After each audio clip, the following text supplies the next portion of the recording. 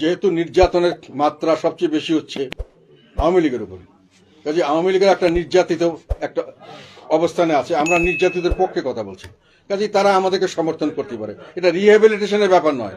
আওয়ামী লীগের মানুষরা মানুষ, আওয়ামী লীগ সংগঠন হতে পারে, সংগঠনের তারা মেম্বার হতে পারে, কালকে তারা সংগঠনে নাও থাকতে পারে, কিন্তু তারা দেশের মালিক, তারা দেশের মানুষ, দেশের ভোটার, তারা কোনো না কোনো ক্ষেত্রে যাবেই যদি ভোট দিতে আসে। এখন জামাত চেষ্টা করছে এবং প্রকাশ্যভাবে চেষ্টা করছে যে আওয়ামী লীগের ভোট তাদের কাছে আসুক। আমি যেটা বিভিন্ন জায়গাতে পাচ্ছি, বিএনপি চেষ্টা করছে যে তাদের কাছে আওয়ামী লীগের ভোট আসুক, তারা বিভিন্নভাবে আওয়ামী লীগের পক্ষে কথা বলছে, সেখানে এটাকে কোনো অপকম্য ধরা হচ্ছে না বা তাদেরকে নিন্দা করা হচ্ছে না।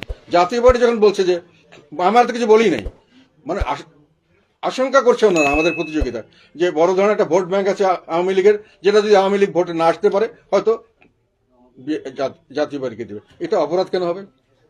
তাদের অধিকার নাই ভোট দেওয়ার? তাদের অধিকার নাই যাকে ইচ্ছা তাকে চুজ করার? তারা রিহেবিলেট হবে কেন? তারা কি এই দেশের থেকে তাদেরকে বাতিল করে দেওয়া হয়েছে? তারা তো দেশের মানুষ। আজকে আওয়ামী লীগ আছে, কালকে আরেক দলে থাকবে, তারপরের দিন তারা রাজনীতি ছেড়ে দেবে অথবা অন্য কিছু করবে। কাজে রিহেবিলিটেশনের প্রশ্ন কেন আসছে?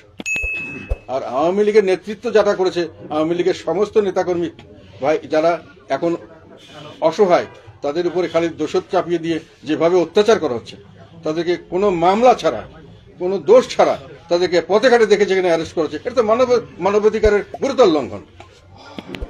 এটা করা হচ্ছে, কাজে এখন এগুলো কেউ বলছেন না। এখন আমরা যখন বলি আমাদেরকে হুমকি দামকি দেওয়া হচ্ছে, কিন্তু এরা এই লোকগুলো কথা পক্ষে যখন কথা বলেছি, ও যদি ভোট সেন্টারে যায় আমার প্রতি তার একটা সফট কর্নার থাকবে না? তো স্বাভাবিক।